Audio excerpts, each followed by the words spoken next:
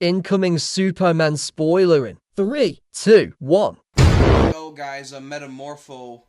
Bom, bom, bom. Bom, bom, bom, bom. Let's talk about spoilers for Superman. And believe it or not, and I did mention this in my out of cinema review of the movie.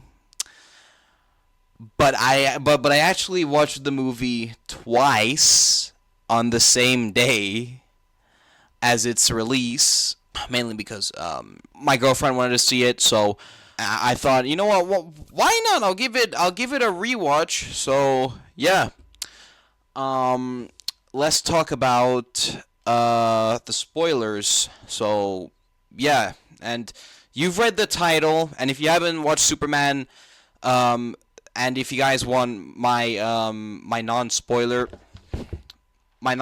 take of the movie, then you could click up up here to the I button, so that you can watch my out of cinema review. So yeah, let's get into it. So right off the bat, the movie opens up with a whole text thing.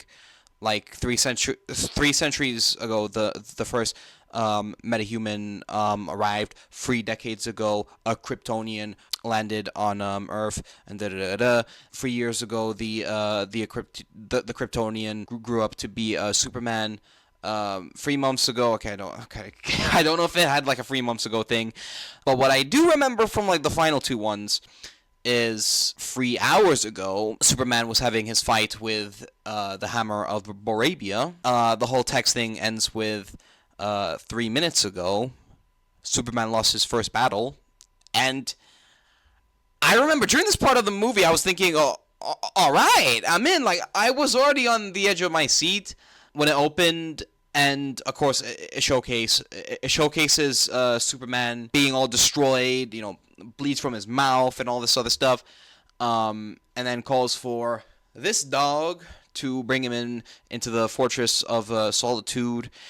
Like, during this part of the movie, I didn't expect them to show the message from Superman's biological parents, and the sneak peek which they showed on YouTube didn't show that particular scene in the movie. But then later on, that message does become, I guess, evil thanks to Lex Luthor, which I'm going to mention later on. So yeah, Superman gets healed by the sunlight, and then we see him flying. And at first I thought that they would have cut out that one scene where it's like showcasing his face, where it's just him flying around the snow, and it's like this, sort of like Black Adam and and Adam Warlock, because apparently James Gunn removed that scene, but nah, seems like he kept it, especially since later on in the movie he literally makes fun of all his haters with the whole monkeys in the Phantom Pocket, or Phantom. Yeah, and then after that, it shows Ultraman and Superman and him fighting with Ultraman. First of all, I thought the character of Ultraman was cool in the beginning half of the movie, and I think my main little nitpick with the film, like earlier on, as I mentioned, Superman lost his first battle, because at first I thought that this was like a non-linear story. Well, from my first viewing, and then from my second viewing, that's when I realized, oh no, wait, now I get it, because he already had his fight with the Hammer of Boravia, so then now he's having his fight with Ultraman. But I think my only little gripe and nitpick with the movie is that they don't mention it ever again, that they had this fight and that Superman lost, and how this was like shocking to him because he lost his first ever battle. So yeah, they showcase Ultraman, and then there's actually there was already the title card after the whole flying scene, which was pretty cool. Um, And hell, I even liked how they reused that whole title thing from like the Christopher Reeves movie. Hell, they even recovered the whole theme, which I just sang earlier on in this intro. So yeah, after the Ultraman fight, it shows Superman or Kal-El as Clark Kent, and being all nerdy and just going into the Daily Planet and doing his job. Runs into Jimmy Olsen, who apparently is a womanizer in this movie, or like not. I wouldn't say womanizer, but like in the movie, they make him like this handsome guy, and all the girls are like crushing on him and stuff. So yeah, and he does get a lot of spotlight in the movie alongside Lois. So yeah, and speaking positively of the chemistry between Lois and Clark, I feel like they did a good job of establishing the chemistry and how they've been together for 3 months. What I thought was kind of strange was that all of that was sidelined after that whole or argument interview scene during the movie, especially because like there is so much going on in the movie. Because straight after like they establish him as Clark Kent and all this other stuff and blah blah blah blah, after that there's a freaking kaiju fight. Well, at first it shows Lex Luthor and this other villain. I forgot what she was called, but she was like a henchwoman, and she had these like little, I don't know, tentacle things. Not really tentacle things, but they reminded me a lot of Venom, kind of, with the whole symbiote thing, but not really symbiote. So they break into the Fortress of Solitude. They completely obliterate all of the helper robots and to kidnap Crypto, this poor dog right here. And then after that, she hacks into the message and then steals the Eclipse. And then after the whole giant kaiju fight, which was absolutely crazy, but it was a very fun scene though, because I liked how they introduce the Justice Gang with Guy Gardner's Green Lantern, who was very hilarious in this movie. Hawk Girl, who was also good as well, although she didn't really got much to do up until the third act.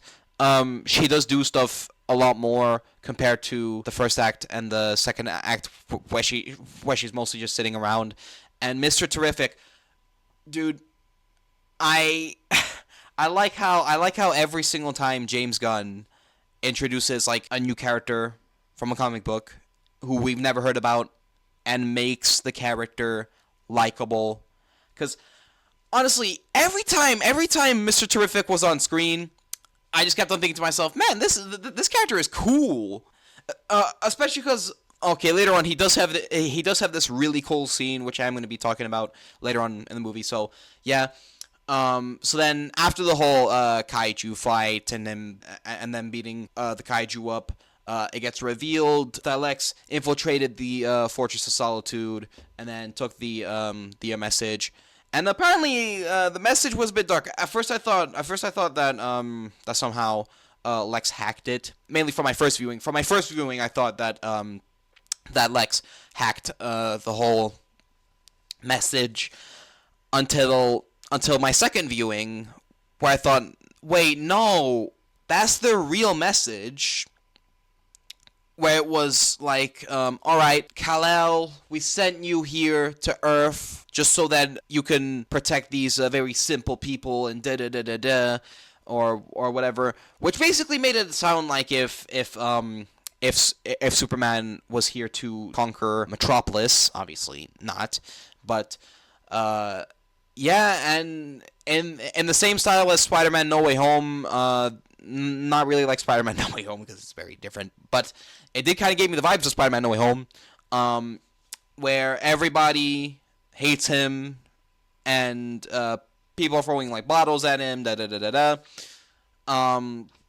So then there was like this conversation scene with Guy Gardner's Green Lantern and all the other people, and then after that, there's this one scene in the movie where Superman is just in his apartment, and meanwhile there's this whole beam thing which the Justice Gang are fighting. And although I did find that scene quite odd, because at the back of my mind, I just kept on thinking, wouldn't he be out there? Although now people see him as a threat thanks to a bald twat. Shouldn't he be out there? But at the same time, it didn't really bother me too much. But then, Lois and Superman, they have like this nice little scene together. And I even liked how he talks about how much he cares about Krypto, and how sometimes he's a bad dog, but at the same time, he's scared and worried.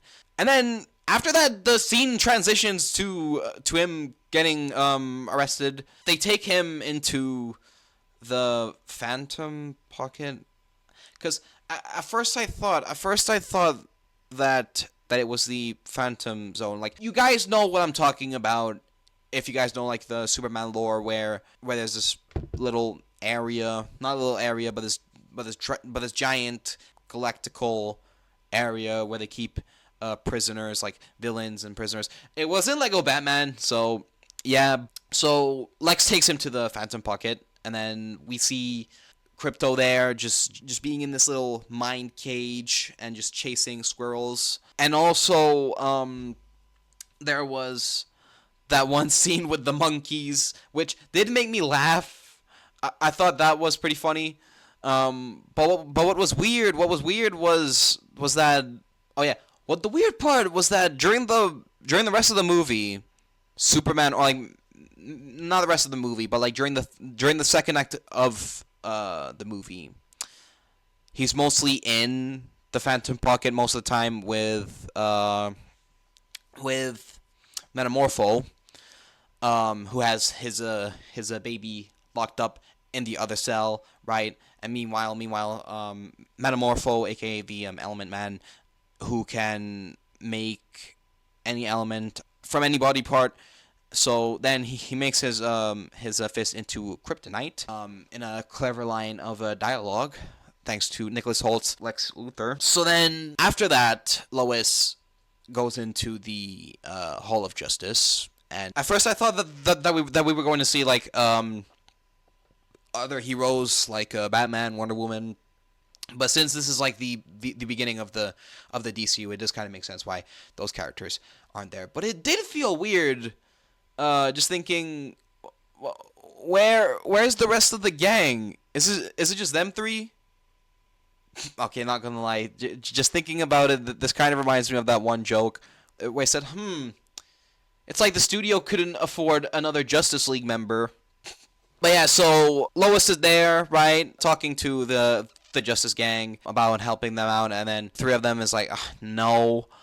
But although the scene was quite funny, especially after when Lois makes fun of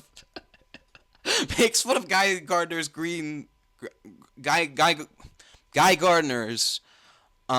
hair. That part made me laugh a lot. So then Mr. Terrific is like, wait, all right, I'll help you out. I'll help out your boyfriend. And then meanwhile, for some reason, Lois says, no, he's not my boyfriend. But I do know him because like we had a fight, and then da. So then I was just thinking to myself, earlier on in the movie, you had that fight, but then you guys made up after, and had that kiss before Superman was locked up in that Phantom area. So what? So yeah, so then for some reason the movie has these other side quests where it's Lois and Mr. Terrific trying to find Superman, and meanwhile Jimmy Olsen is trying to find answers from his ex-girlfriend Eve, who is dating Lex Luthor. And what I found very weird is that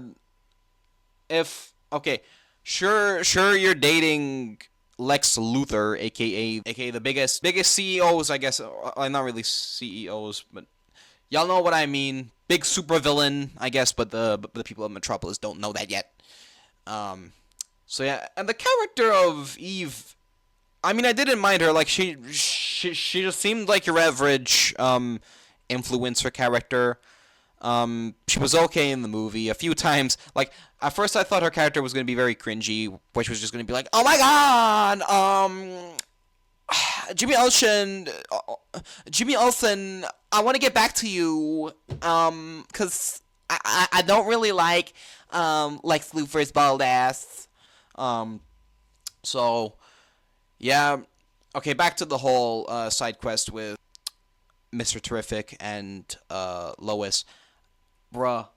When they get there, when they get to the the little military guarding site where the portal to the Phantom Pocket is, there's this really cool scene where it plays like this very summery song, right? And then the entire guard's like, "Stay back, leave right now, or else we'll shoot." And da da da da. So then Mr. Terrific fights off the guards, but it's in like a really cool scene where it's like a POV, because basically he puts Lois into this force field, right? And then the camera just moves around as Mr. Terrific is fighting all the guards, and just tasing people with the little spheres. And I thought that scene was really cool. It did give me that James Gunn vibe, that whole Guardians of the Galaxy vibe when it came to that particular scene. So yeah, once after they defeated all of the guards, they get to the whole Phantom Pocket. Okay, and there's one thing which I did forgot to mention. There was one scene which was very dark, because basically, at one point in the movie, earlier on, after when Superman was beaten down by Ultraman, there was this civilian, right? And apparently he was this taxi driver or whatever. Like, they don't mention that he was like a taxi driver in the movie, but I've heard from some reviews that he was a taxi driver, and then Lex Luthor finds his ID, or scans like does like a face recognition thing, finds his ID, finds his location and where he's from, and blah blah blah, kidnaps him, and then holds him hostage, right? And Lex Luthor was like, in this movie, James Gunn makes him a very cold-blooded villain, because this guy literally plays Russian roulette with the guy, and then shoots him. He does have a joke later on, but I mean, it did feel out of place, but I mean, it would make sense why he would make a joke about that, because, you know, he's psychotic. So yeah, and then Metamorpho was crying about it, and then what was odd was that we didn't really see how Superman was feeling about, you know, just seeing one of his civilians get shot just like that. And we mostly just see how Metamorpho's emotions are in the movie. And then later on, they break out of the box from Metamorpho using like the power of the sun to heal him from the kryptonite poisoning, right? So then they break out, they save Metamorpho's baby, and then obviously they save Krypto as well. And then meanwhile, Lois and Mr. Terrific are trying to find where Superman and Krypto is. And during this scene, a lot of crazy shit happens, because they fight off all the guards, right?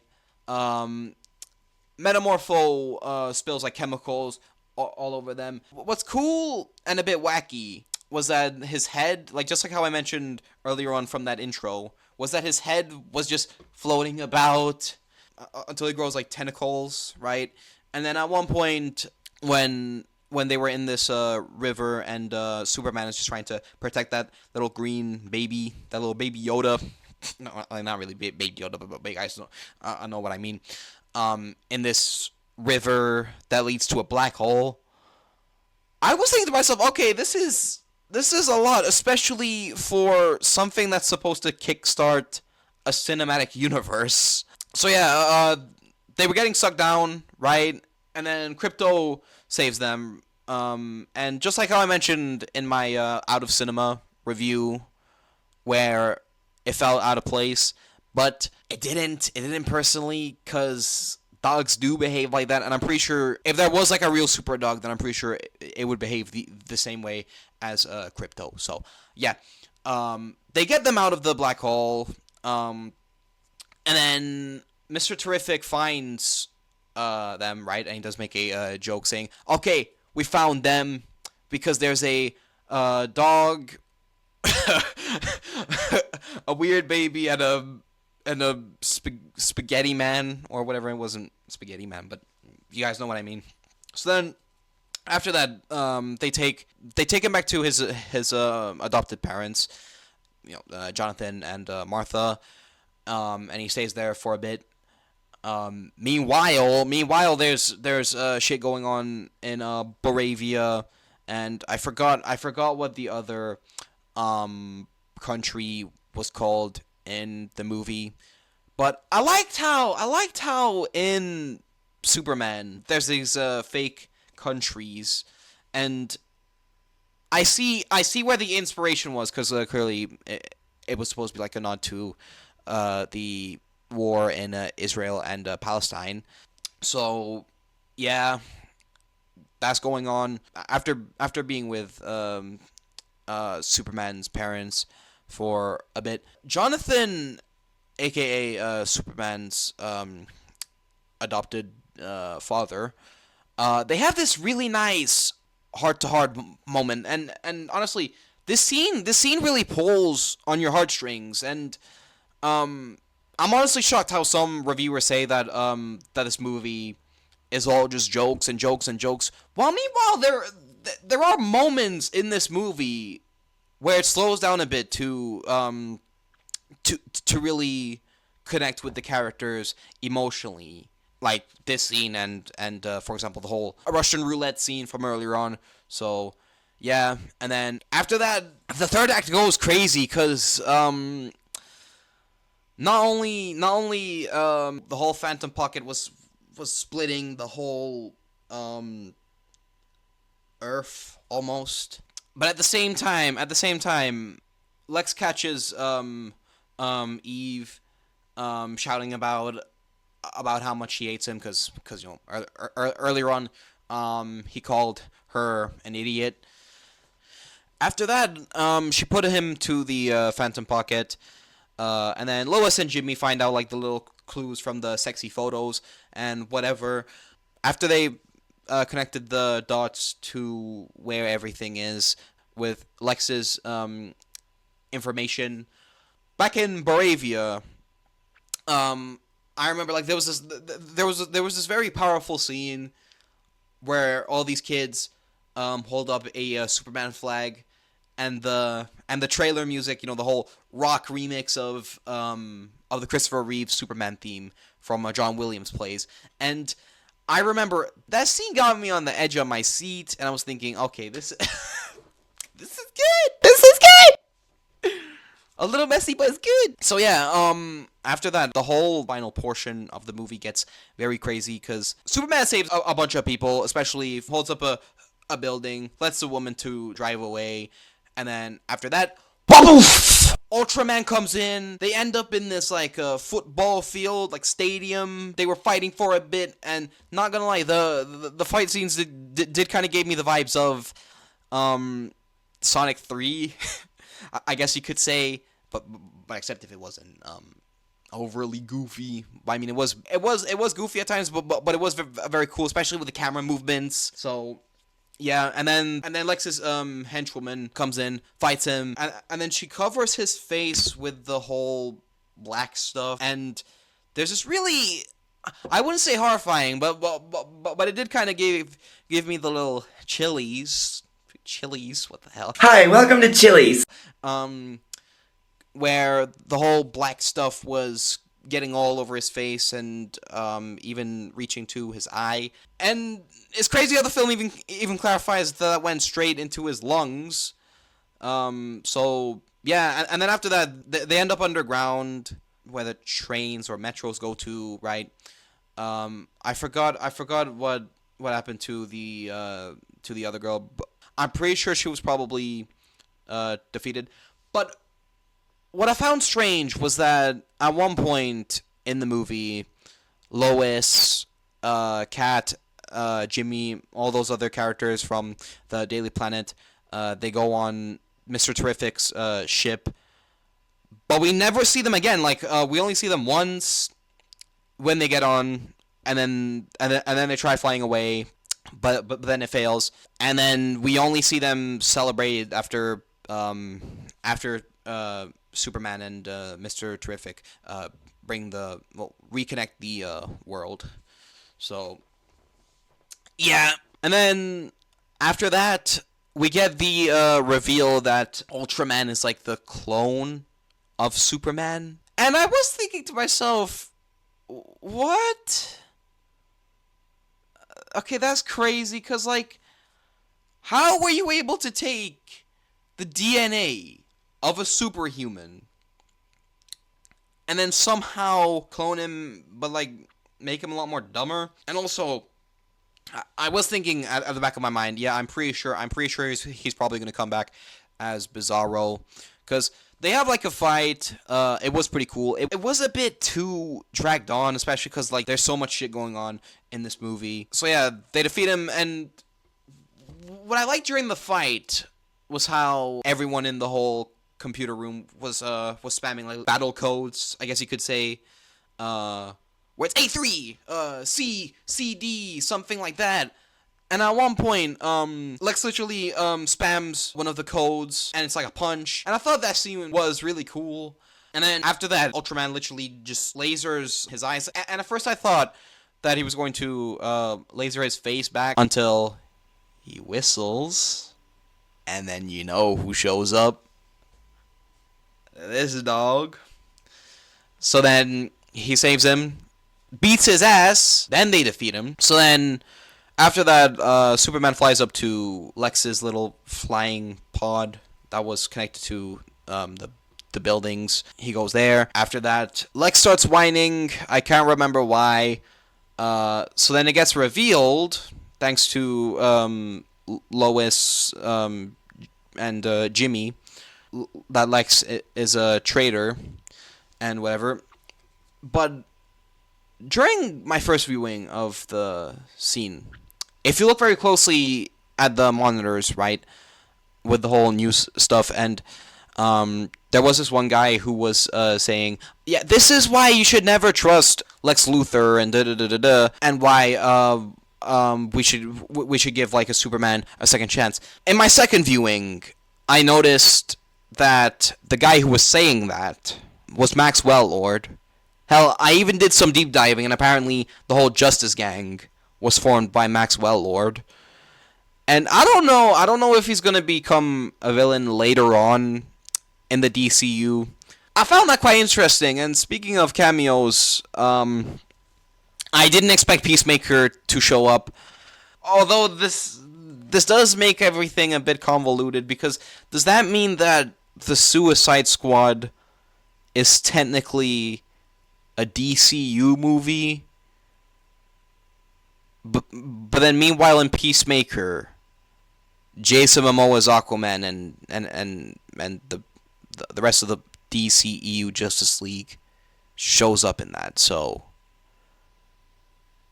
I don't know, it's all confusing, but hey, we're not talking about Peacemaker. So anyways, so back to the ending. Then Crypto beats Lex up, and I thought it was a very funny scene of how he was just dragging him around the room, and then Superman is like, "Hey, stop it, bad boy, bad Crypto." And then after Crypto beats up Lex, he just sits down like a good boy, and I thought that scene was very funny. So then it shows them celebrating because Mr. Terrific found the way to reconnect the whole world, and then Superman and Lois have their little kiss, and I thought it was a very romantic scene. Hell, I was even holding my girlfriend's hand during that little part of the movie.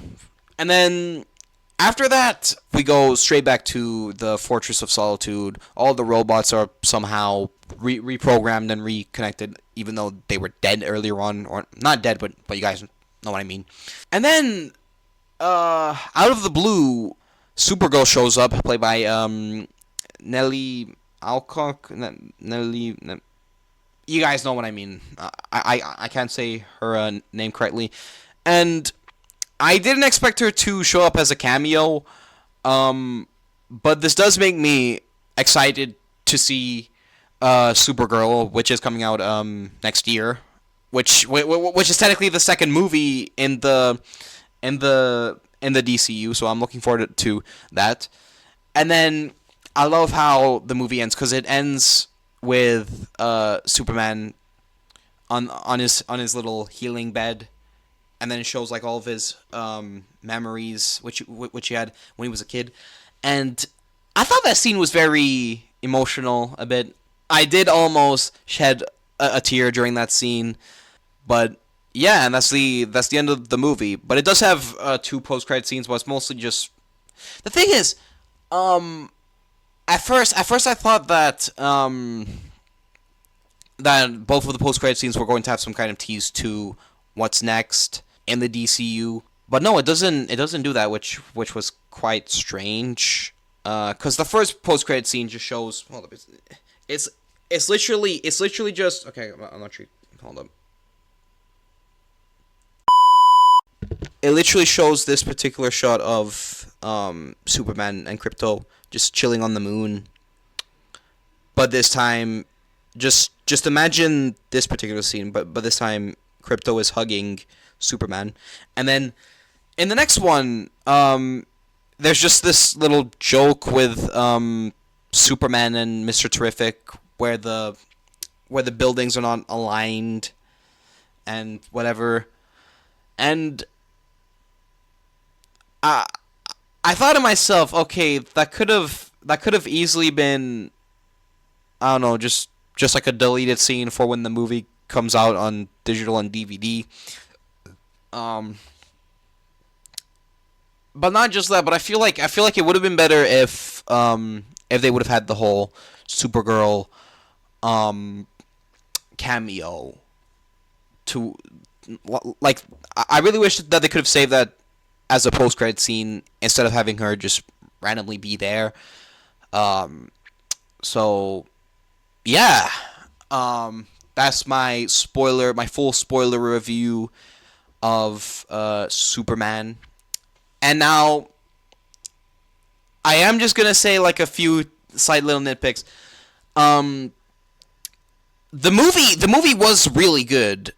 And hell, after my second viewing, I gave the movie a 9.9 out of 10. But it does kind of have that effect of The Amazing Spider-Man 2, where there's a lot going on, and you're not able to have those calm, peaceful moments, or not really calm, peaceful moments, but you guys know what I mean, where you get time to get all the characters fleshed out and everything. But overall, I am excited to see what's next in the DCU, and hell, I have high hopes for James Gunn. I feel like this is going to be a very good cinematic universe, and hell, I feel like it's going to be a lot better than what Zack Snyder tried to do. So yeah. But anyways, thank you guys for watching my spoiler review for Superman. Make sure to like, comment, and subscribe. Be sure to follow my Instagram and my Letterboxd. And I'll see you guys next time. Peace. Superman! Clap your hands. Now you're looking really good. Now you got the hang of it. We're gonna try. Get them hoes, as many hoes as you can. Yes, get all them hoes, my son.